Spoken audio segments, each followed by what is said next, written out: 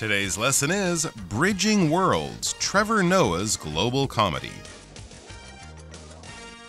Hello, everyone. I'm Mike. I am Roger, and today we're going to talk about a celebrity by the name of Trevor Noah. You may have heard of him. He's a comedian, and he's from South Africa. I think he hosted some show in the United States at one time, the one that Jon Stewart used to host. I think The Daily Show. The Daily Show, yeah. I think Jon Stewart is back actually doing that. But in any case, we're talking about Trevor Noah, and he's kind of an interesting person, and he's also written a book about his life. Absolutely. He was a big surprise when he was announced as the new host of the popular comedy news show, The Daily Show, that he, as Roger said, hosted for a long time. At that time, when he was first named as the host, he was kind of an unknown. He'd been doing stand-up and been quite successful at that. But to most people, especially in America, he was kind of an unknown. And it was also interesting that he was an African. He, spoke with an accent, and he wasn't your typical person you might see on American television. But since he was the host for, more 10 years, longer, a good long run,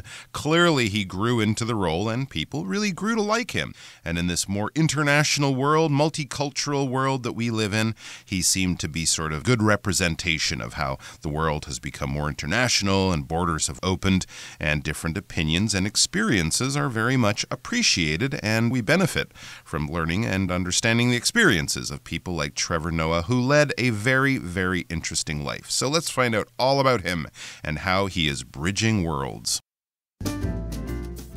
Bridging Worlds, Trevor Noah's Global Comedy. When Trevor Noah was born in Johannesburg, South Africa in 1984, he entered a world where his very existence was illegal. His mother, a black Xhosa woman, and his father, a white Swiss-German man, risked serious punishment under apartheid's racial laws for having him. In his autobiography, Born a Crime, Noah talks about how laughter became his refuge from the hardships caused by such discrimination. His sense of humor, in turn, became a powerful tool for understanding identity and tackling serious subjects. 大家好，第一部分介绍名词 apartheid， 它的意思是种族隔离制度。例如 From 1948 to 1990, South Africa suffered under apartheid. 1948年至1990年，南非经历了种族隔离政策。或者 Apartheid regimes are condemned under international law. 种族隔离政权在国际法律上是被谴责的。接下来看到名词 autobiography， 表示自传。例如 In Debbie's autobiography, she included a number of stories about her childhood. Debbie 在她的自传中收录了好几个关于童年的故事。或是 The famous fighter pilot's autobiography included many exciting stories. 该著名战斗机飞行员的自传包含许多令人兴奋的故事。下一个看到名词 refuge， 它的意思是情感上的避风港或是慰藉。例如 During difficult times, Ellie found refuge in painting. 在艰难时期 Ellie 从绘画中寻得慰藉。也可以说 Jackson saw the library as a refuge from the noisy world. Jackson 把图书馆视为远离喧嚣世界的避风港。继续介绍名词 discrimination， 表示歧视或是区别对待。可以说 Many countries have passed laws against discrimination on the basis of race or gender. 许多国家已通过法律禁止基于种族或性别的歧视。下一个看到动词 tackle， 表示解决、应对或是处理。可以说 Many organizations are working together to tackle poverty by providing education and job opportunities. 许多机构正共同努力透过提供教育和就业机会来解决贫困问题。再看一个例子 The government is tackling unemployment issues by creating more job opportunities. 政府透过创造更多工作机会来解决失业问题。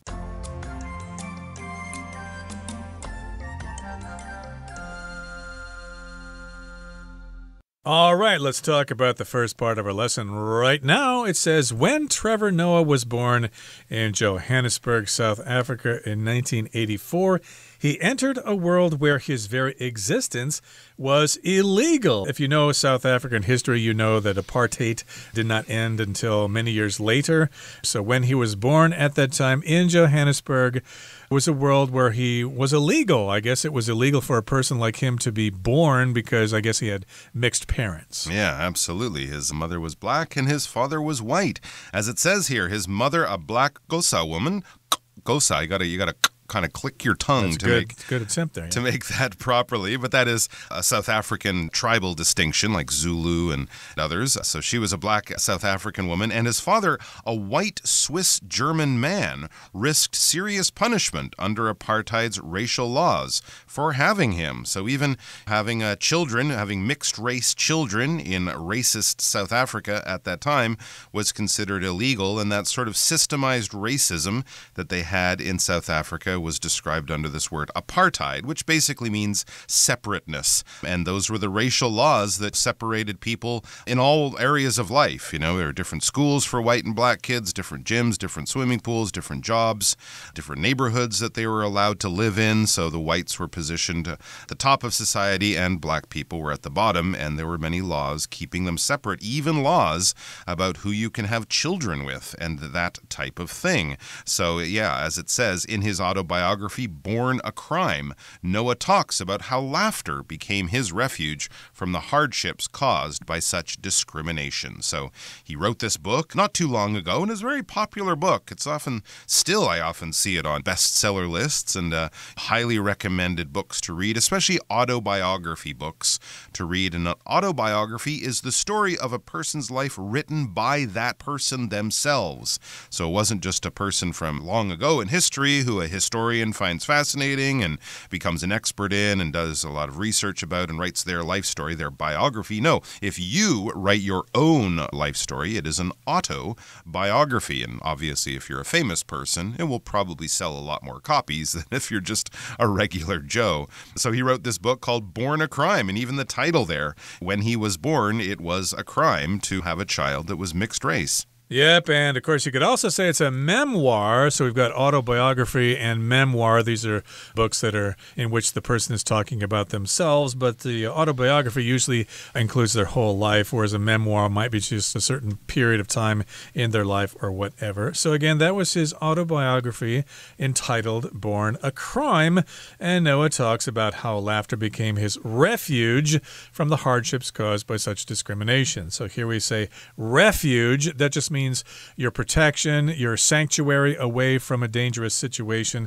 So yes, he just looked at this situation with a sense of humor. I could be really bummed out about this situation, being an illegal person in South Africa, but hey, I'm going to laugh about it. I'm going to become a comedian someday.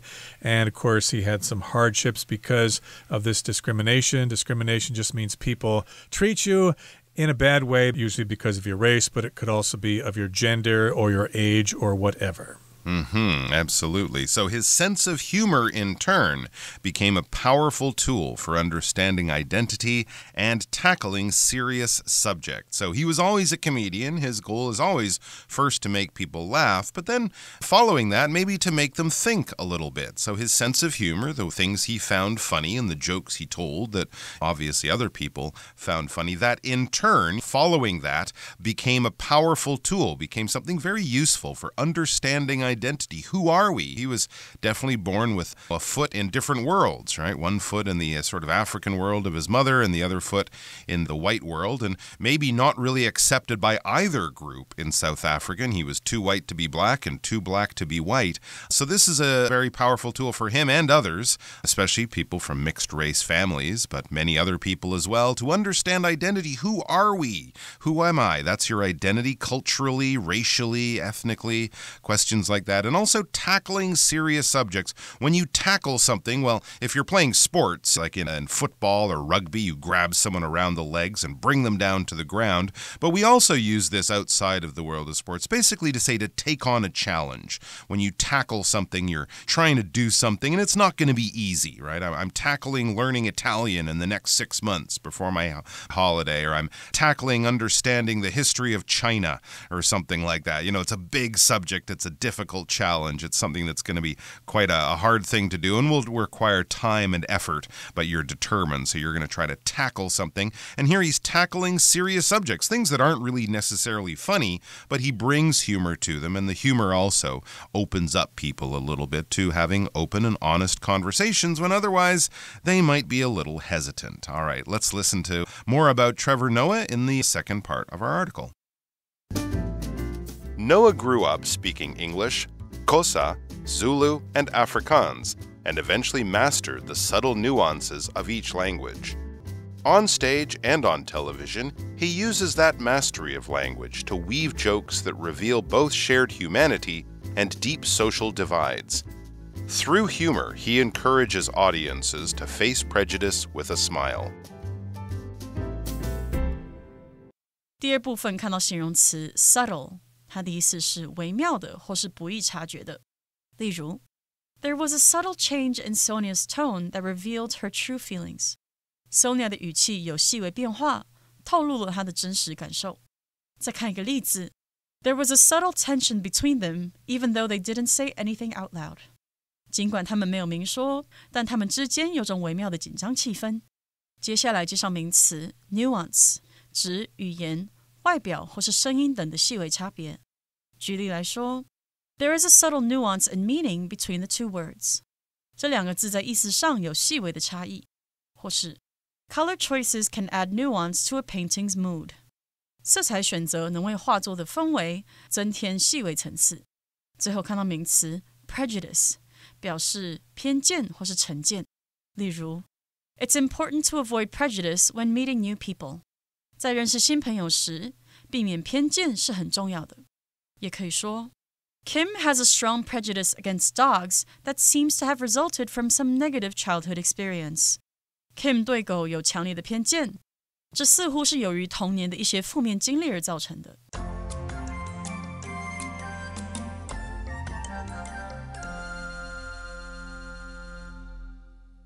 All right, so we're talking about Trevor Noah and his life and times.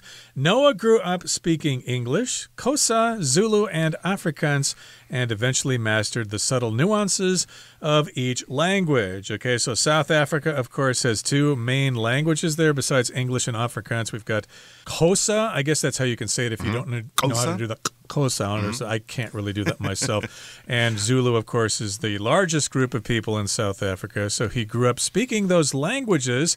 And then, of course, he mastered the subtle nuances of each language. Okay, so it's one thing to speak the language in a very neutral form, but then if you know the subtle nuances, if you know kind of how to play with a language, how to rhyme the words or whatever, then you can be quite creative with your expression.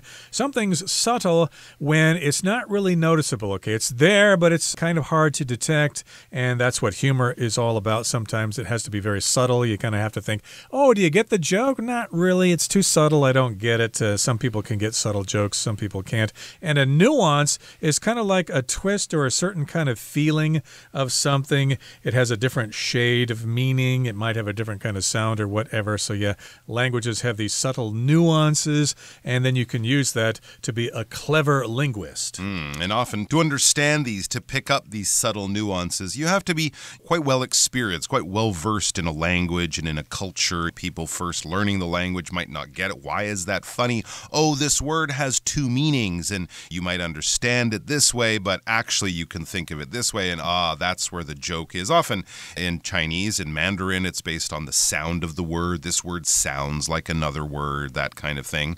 So yeah, this is definitely something that would be very much appreciated by many South African audiences, obviously, but he's also used those same skills with English and other things to expand his international popularity. As it says, on stage and on television, he uses that mastery of language to weave jokes that reveal both shared humanity and deep social divides. So jokes that maybe make you think, jokes that maybe hurt. Ooh, that hurts a little bit. That's a little personal, or, he's cutting close to the bone, we might say, but still rather funny and definitely makes you think and examine your opinions a little bit. And he's using this sort of well-developed skill, this mastery of language, and that's basically what the mastery of something is. If you're really expert at something, if you're very good at something, if you have a well-developed skill in something, you have a mastery of that. So a chef would have a mastery of the kitchen and ingredients and how to create delicious food, for example. And he weaves jokes. To weave something, well, of course, you might be binding, bits of string or straw or grass together to weave a basket or something, weave a net or something like that. But also here, obviously, he's creating jokes. When you weave something, you're creating it, and probably also with a definite level of skill, okay? So if he's weaving jokes, these are things that excellent comedians would do, not just a bunch of 6-year-olds trying to make their friends laugh by making dirty sounds or something like that, but really clever, intelligent jokes. And these jokes, they make you laugh, but they also reveal both shared humanity and deep social divides. He's definitely one of those people who appreciates that deep down we're all the same. He was born in two worlds, in a country that was separated by race, but he sees that we're all the same deep down. We all want to have good lives and have family and live in peace and things like that. So that's our shared humanity, what it is to be human, regardless of where you're from or what language you speak or what food you eat or what God you worship. We're all deep down human beings, and we're all very similar in most ways. And also looking at deep social divides, like the social divide of apartheid in the South Africa that he was born in. Yes, so you can use those two concepts, humanity, how we have things in common, and you can also weave them together with the idea of the social divides and come up with some pretty clever jokes and get people laughing and splitting their sides and writing LOL on their messages when they send them to other people on social media. And through humor, he encourages audiences to face prejudice with a smile. So, of course, as you know, South Africa had problems with race before. They still do, I think. And, of course, when we talk about race, we talk about discrimination, racism, and prejudice. They're all kind of the same in meaning, but prejudice here means prejudgment, having a judgment about somebody before you actually know the facts about them. It's basically having stereotypes about different races. This particular race is, they're real frugal, they only care about money, or that particular race is really lazy, they don't work hard or whatever. So that's prejudice. Okay, that brings us to the end of the second part of our lesson for today. Here comes our third and final part. Noah started his career on South African radio and television, gradually improving his comedic voice. His work on streaming platforms later brought him global attention, which made him an international figure by the age of 30. With every story he tells, he shows that comedy is more than just entertainment. It can expose injustices and start meaningful dialogues. All right, we are back learning more about Trevor Noah. So we already learned the world that he was born in was complicated and probably confusing for a young man of his heritage. He had a black mother, a white father. He lived in apartheid and racist South Africa. He also grew up speaking many of the main languages of that country. So very interesting. And he also had a great sense of humor. So he used his intelligence and his language ability to create jokes that made people laugh as well as think. But how did he become famous? Let's get to that part. It says Noah started his career on South African radio and television, gradually improving his comedic voice. So he had some good opportunities as a young man, starting on radio and television. This is really when he developed his mastery of his comedic craft, or developed and improved his comedic voice. Being a comedian is kind of like being an athlete or an artist. You have to practice, you have to learn, you have to get better, you have to perform in front of audiences, see what makes people laugh, perform with other comedians, see what they do, see how they make jokes and stuff like that. And that would be your comedic voice. Anything to do with comics or laughter and comedy, we can use this adjective comedic. So someone might say, I saw a really good comedic play the other day. It was a funny play. It was a comedy.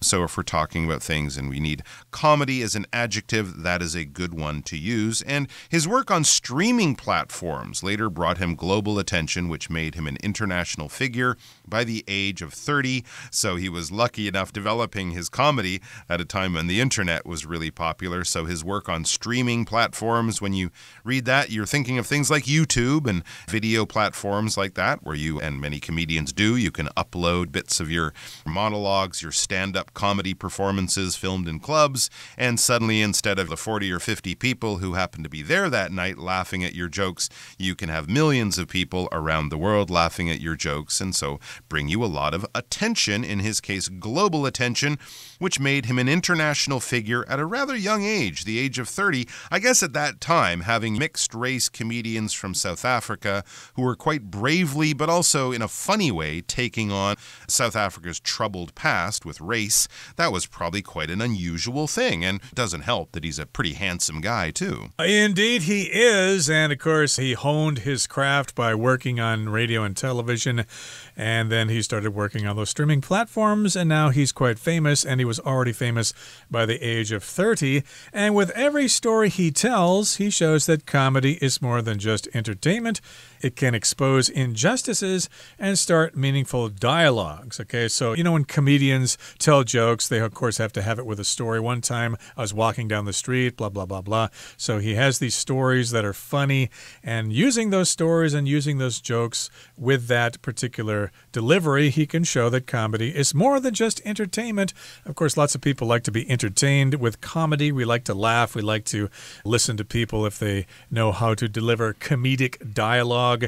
But indeed, it can not only do that, it can not only make us laugh, but it could also show us that there are injustices in the world, and then we can start to talk about this amongst ourselves and try to figure out what to do about that particular problem. An injustice is when something is unjust or it's unfair, and of course, a big injustice in the world would be racism and things like that, which they had a lot of in South Africa. Okay, that brings us to the end of our explanation for today. Here comes Hanny.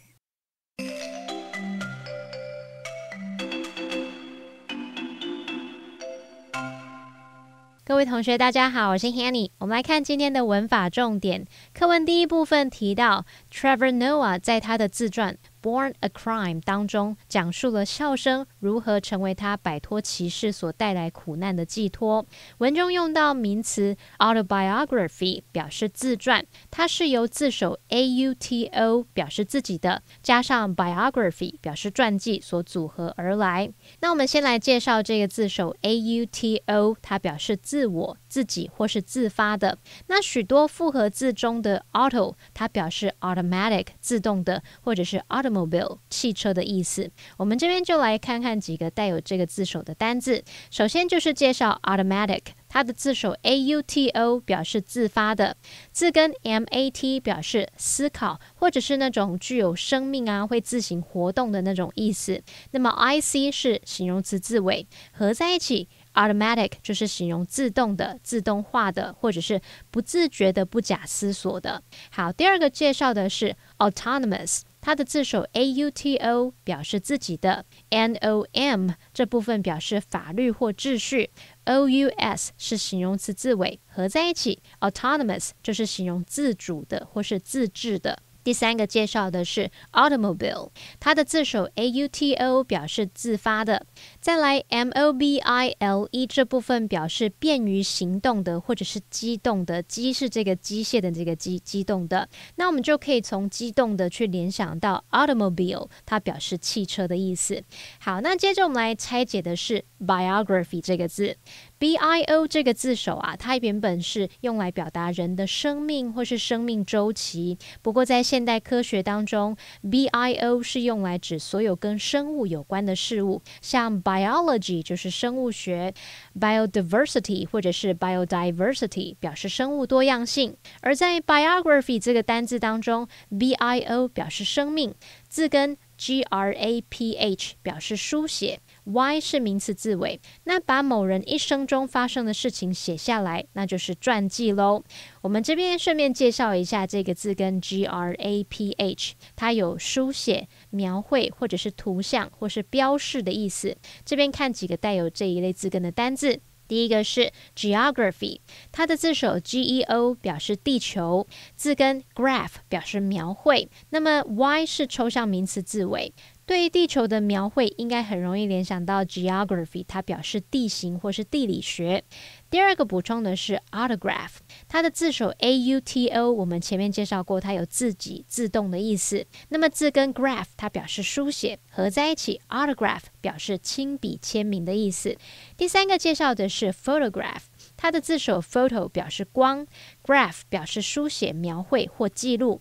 光的记录就是摄影的本质，所以应该可以联想到 photograph， 它表示照片，那么当动词就有摄影、照相的意思咯。好，那以上时间重点整理，我们来回顾今天单字吧。Autobiography. While the actor had a wonderful career, his autobiography reveals the many personal struggles he faced. Refuge. After her mother died, Shelley found emotional refuge in her favorite books and movies. Discrimination. Discrimination on the basis of race or religion is illegal in many countries. Tackle. We need to tackle climate change with immediate and strong action. Subtle. Without meaning to, Albert gave Hannah a subtle hint about the surprise party he was planning for her. Humanity. War often strips people of their sense of humanity. Prejudice. Prejudice against minorities often comes from ignorance and fear.